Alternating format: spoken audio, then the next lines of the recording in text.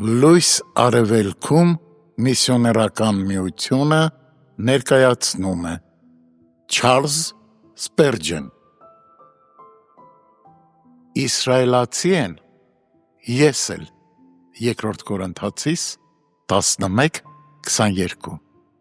Սա Պողոս առաքյալի անձնական վկայությունն է, որն ապացույցի կարիք չունի։ Առաքյալը գիտեր, որ իր պնդումն անվիճելի է, սակայն կան շատ մարդիկ, որոնք չեն պատկանում Աստծո Իսրայելին, սակայն հավակնում են այդ կոչմանը։ Եթե մենք վստահաբար հայտարարում ենք, որ մենք էլ ենք իսրայելացի, թող ուրեմն ասենք դա միայն մեր սրտերն Աստծո ներկայության մեջ լավ քննելուց հետո։ Բայց եթե մեր կյանքը վկայում է, որ մենք Հիսուսի հետևորդն ենք, եթե կարող ենք սրտանց ասել ես լիովին վստահում եմ նրան, միմիայն նրան, վստահում եմ պարզ հավատքով, վստահում եմ հիմա և մեկընդմիշտ, ապա այն կարգավիճակը, որում գտնվում են Աստծո սրբերը, մեզ է պատկանում, նրանց բոլոր վայելքները մեր ստացվածքն են։ Մենք գուցե Իսրայելի մեջ փոքրագույնը լինենք, բոլոր սրբերի հետինը, Եփեսացիս 3:8, սակայն քանի որ Աստծո ողորմությունները պատկանում են պարզապես սրբերին, այլ ոչ թե առաջավոր սրբերին կամ լավ կրթված սրբերին, մենք կարող ենք համարձակ ասել նրանք իսրայելացի են, ես էլ, և հետևաբար, թե խոստումները, թե շնորհքը և թե փառքը իմն են։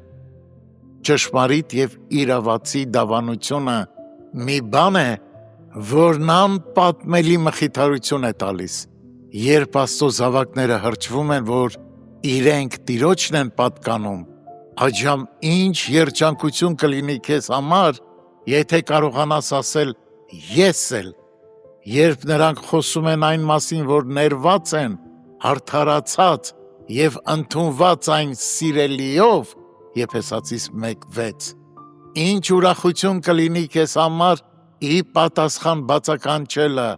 Աստծո շնորհքով ես էլ, բայց այդ դավանությունն իր մեջ ոչ միայն վայելքներ և առավելություններ ունի, այլև պայմաններ ու պարտավորություններ։ Մենք պիտի Աստծո ժողովրդի հետ կիսենք ոչ միայն արևոտ եղանակի հաճելի ջերմությունը, այլև անպամած եղանակի ցուրտն ու սառնությունը։ Երբ լսում ենք, թե ինչպես են նրանց մասին ծաղրանքով և արհամարհանքով արտահայտվում, միայն որովհետև նրանք քրիստոնյա են,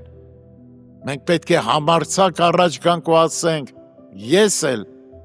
երբ տեսնում ենք, թե ինչպես են նրանք Քրիստոսի համար աշխատում, հանուն Հիսուսի զոհաբերելով իրենց ժամանակը, էներգիան և ամբողջ սիրտը, մենք պետք է ի վիճակի լինենք ասելու ես էլ, եկեք մեր երախտիկն արտահայտենք մեր անձերը, նվիրաբերելով Տիրոջը և ապրենք ինչպես ապրում են նրանք,